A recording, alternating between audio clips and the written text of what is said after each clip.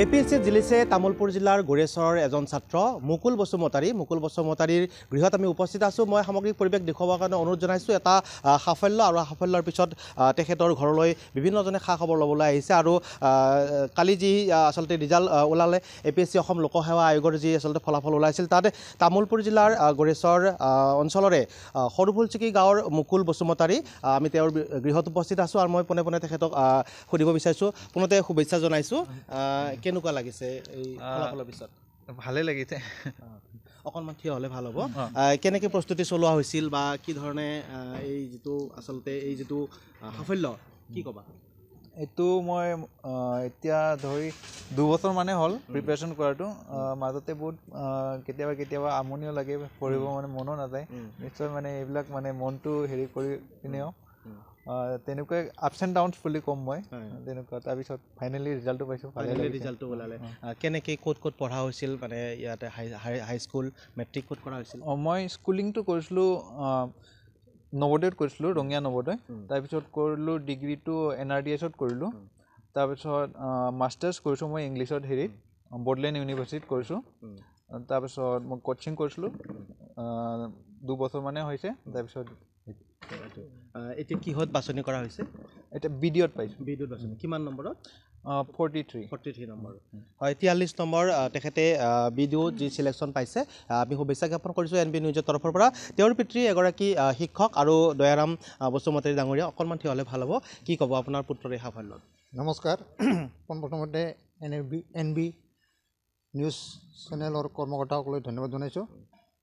যোৱাকালি আমাৰ ল'ৰাৰ APSC পৰীক্ষাৰ ফলাফল ঘোষণা হৈছে।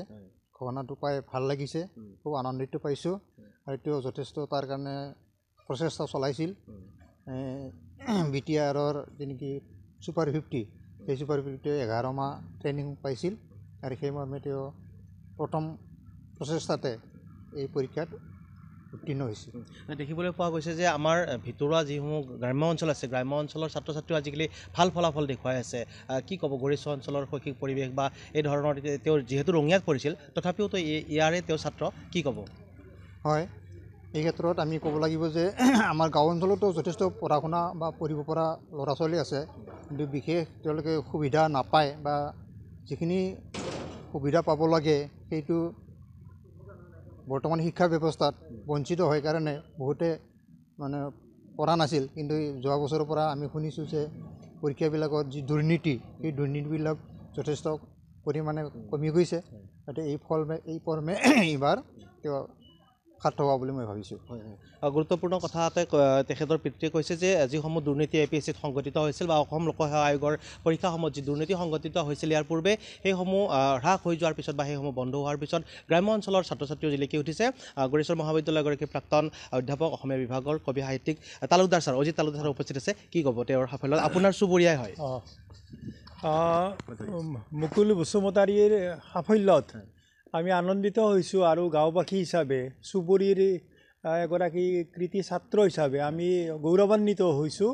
আৰু এই যে আমি তেওঁক মুকুল বসুমতাৰীক আমি আন্তৰিক অভিনন্দন জনাইছোঁ আৰু পৰিয়ালবৰ্গকো অভিনন্দন জনাইছোঁ। কাৰণ পিতৃ মাতৃৰ যিটো দায়িত্ব বা এটা শৈক্ষিক পৰিৱেশ গঢ় দিয়াৰ ক্ষেত্ৰত তেখেতসকলৰো ভূমিকা আছে।